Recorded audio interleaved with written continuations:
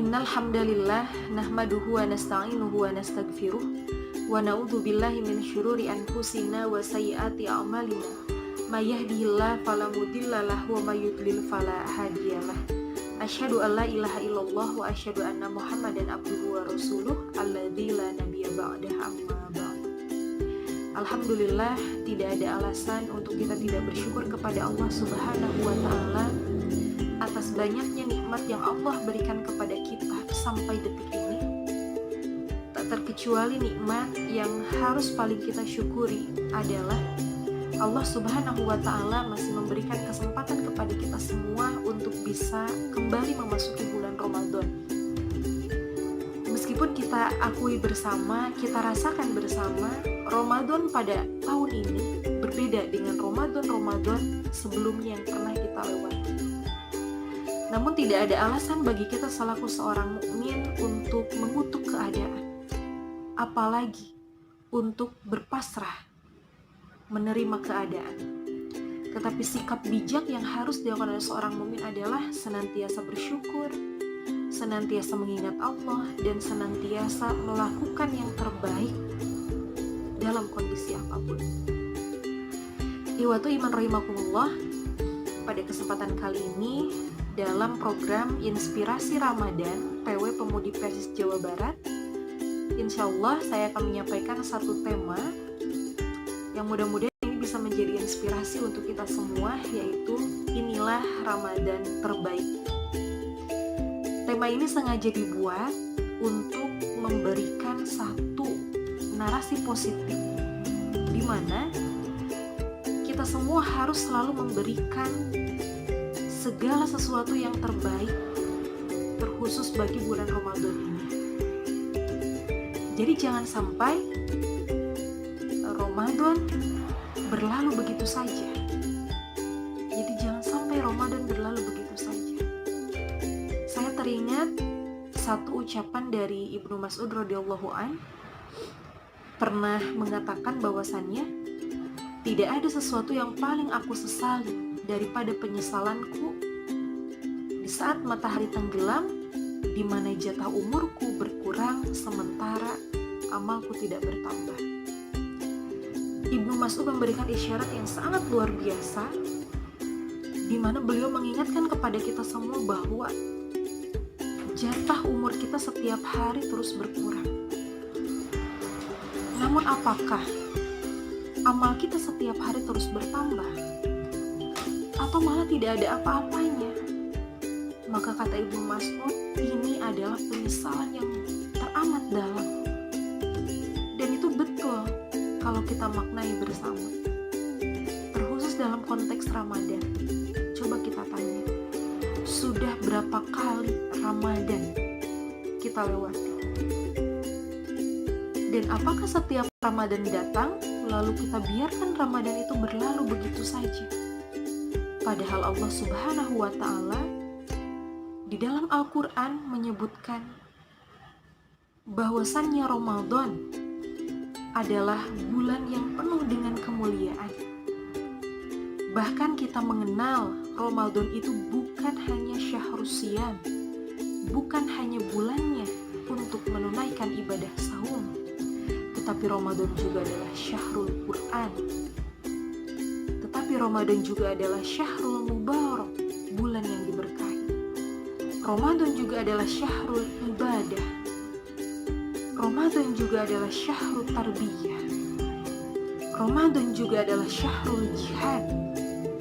Ramadan juga adalah syahrul maghfirah.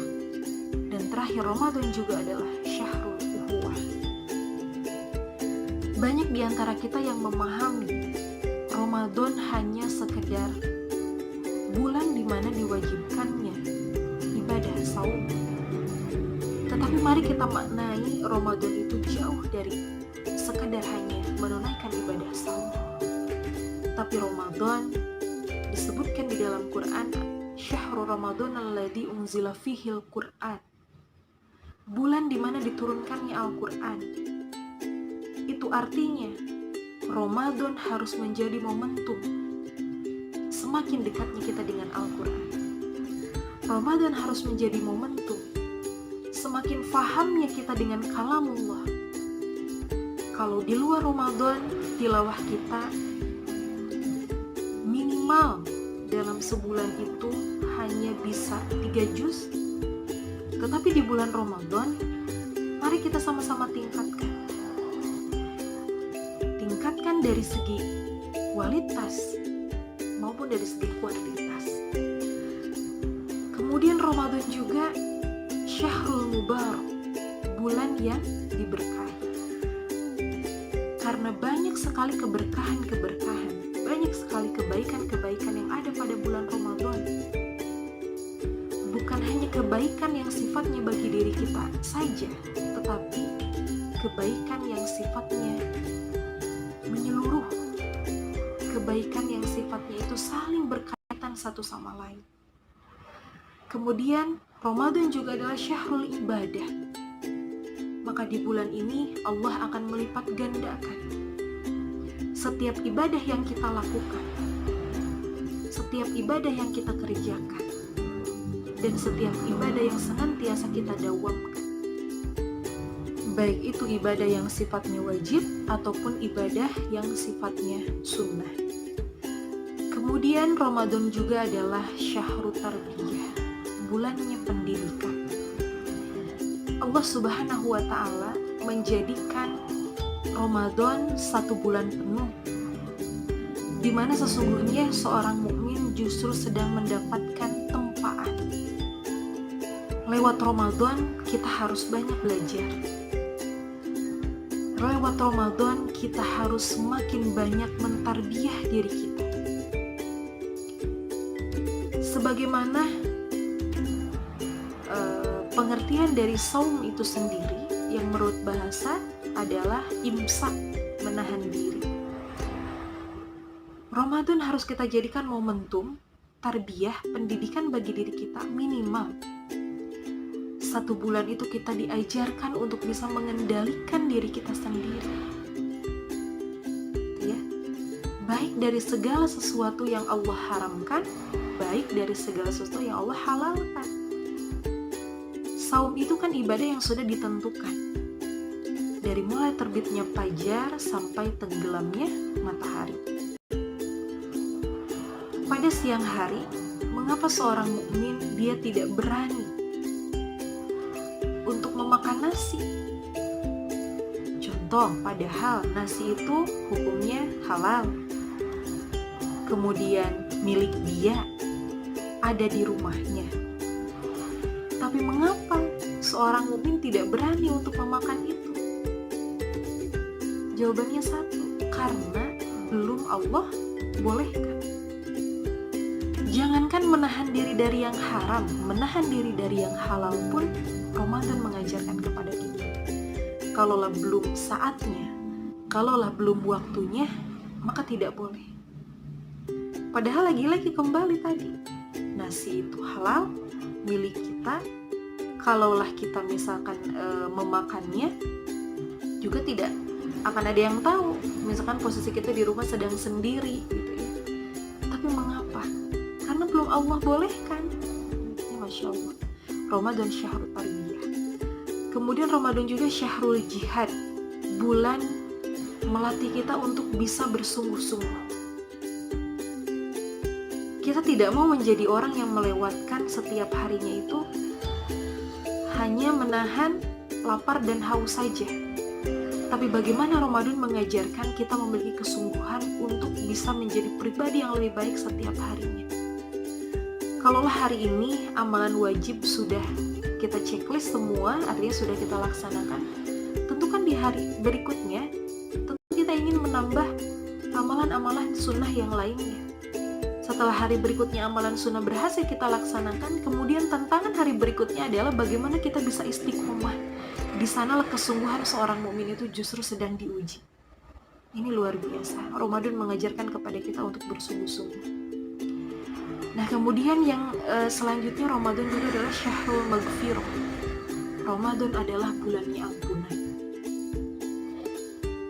Bahkan Rasulullah Shallallahu Alaihi Wasallam menyebutkan bahwasannya alangkah meruginya seorang yang Allah berikan kesempatan kepadanya untuk masuk ke bulan Ramadan, tetapi setelah keluar dari Ramadan dia tidak mendapatkan ampunan dari Allah Subhanahu wa Ta'ala. Maka dari itu, mari kita fastabiqul khairat, berlomba-lomba dalam kebaikan. Kebaikan yang kita lakukan tiada lain adalah untuk mencapai keridhaan Allah. Jika Allah sudah ridho kepada kita, jangankan ampunan, lebih dari itu saja Allah akan berikan kepada kita semua. Kemudian yang terakhir, Ramadan juga mengajarkan kepada kita syahrul ukhuwah, ya, di mana kesolihan secara pribadi saja tidak cukup, tapi Ramadan mengajarkan kita untuk menjadi pribadi yang memiliki kesolihan sosial. Kesolihan sosial itu bisa Ramadan bentuk dengan cara satu, ketika kita merasakan betapa rasanya lapar itu tidak enak, rasanya haus itu tidak enak, seketika kita ingat orang-orang di luar sana yang setiap harinya menahan lapar, menahan haus, bahkan untuk menemukan sesuap nasi pun mereka tidak mampu, mereka tidak bisa. Justru di sanalah Ramadan mengajarkan kepada kita untuk bisa memiliki sikap empati, peduli, bisa merasakan apa yang orang lain rasakan. Maka bukan hanya sebatas empati saja, Ramadan mengajarkan kita untuk bisa memaksimalkan kesolihan sosial kita dengan cara berbagi. Maka Rasulullah SAW dikisahkan Ramadan itu menjadi momentum kedermawanan beliau itu meningkat, sedekah beliau tingkatkan, gitu ya. Karena tadi selain rasa empati, juga Ramadan mengajarkan kepada kita bagaimana kita memaksimalkan kesolihan sosial kita dengan cara tadi, ukhuwah Islamiyah yang semakin kuat. Nah, maka terakhir, para ulama salaf pernah menyebutkan, kun robaniyan walatakun romadoniyan. Jadilah kamu hamba-hamba yang robani, dan janganlah kamu menjadi hamba Ramadan. Ini sangat menarik sekali, bahwasanya memang benar akan ada manusia yang dia itu ketika datangnya bulan Ramadan semakin tersadarkan bahwasannya Ramadan adalah titik balik dia harus baik. Itu memang sangat bagus sekali. Tapi yang sangat disayangkan adalah ketika selesai dari Ramadan, kemudian dia kembali lagi pada kebiasaan-kebiasaan yang tidak baik. Jadi kebiasaan baik di bulan Ramadan itu tidak mampu dia pertahankan. Nah, maka disinilah janganlah kita menjadi hamba-hamba Ramadan. Jadi baiknya itu hanya di bulan Ramadan saja, tapi jadilah robaniyan, hamba Allah yang sejati. Robaniyan itu kalau kita lihat berasal dari kata rob, gitu ya. Berasal dari kata rob. Rob itu kan artinya pencipta, pengatur, pelindung. Maka ketika dibubuhi kata robbani, itu bisa kita artikan sederhananya adalah orang yang memiliki sifat sesuai dengan apa yang dikehendaki oleh Allah Subhanahu wa Ta'ala. Maka tidak jarang kita mengistilahkan robani adalah hamba Allah yang sejati, bukan hamba-hamba yang lain. Di luar maupun di dalam Ramadan dia tetap melakukan yang terbaik. Maka dari itu, ikhwatu iman rahimakumullah, mari kita jadikan Ramadan tahun ini menjadi Ramadan terbaik kita. Karena kita tidak tahu apakah Ramadan ini adalah Ramadan terakhir kita.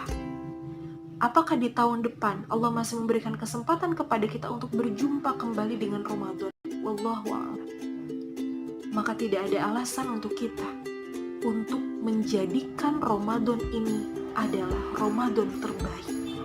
Maka ketika kita menjadikan Ramadan ini Ramadan terbaik, maka setiap amalan yang kita lakukan setiap harinya, kita tidak akan memberikan yang baik-baik saja, tapi kita akan memberikan yang terbaik. Bukankah itu yang Allah sebutkan di dalam Quran surat Al-Baqarah? Liyabluwakum ayyukum ahsanu amala. Jadi Allah ingin melihat siapa di antara kita yang bisa menunjukkan amalan terbaik. Apa yang dimaksud dengan amalan terbaik? Amalan terbaik adalah amalan yang kita usahakan lebih dari kemampuan kita. Jadi kalau kita bisa sholat rawatib hanya ba'da subuh saja, orang yang memiliki keinginan menjadikan Ramadan ini menjadi Ramadan terbaik, maka dia mampu sebetulnya untuk melaksanakan sholat rawatib di setiap 5 waktu sholat itu. Jadi mengusahakan, ada kata usaha lebih dari sekedar yang dia mampu. Nah ini yang kemudian harus kita garis bawahi bersama bahwasannya, yuk sama-sama kita jadikan Ramadan ini Ramadan terbaik kita, sehingga setiap amalan yang kita lakukan, kita berusaha untuk sebaik mungkin mempersembahkan amalan-amalan terbaik yang bisa kita lakukan setiap harinya. Itu saja yang bisa disampaikan pada kesempatan kali ini.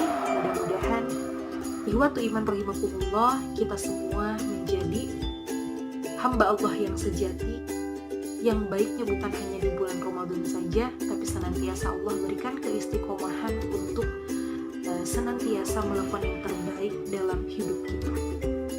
Akhirul kalam, aqulu qouli hadza wa astaghfirullah li wa lakum. Rabbana la tuzigh qulubana ba'da idh hadaitana wa hab lana min ladunka rahmah innaka antal wahhab. Wassalamualaikum warahmatullahi wabarakatuh.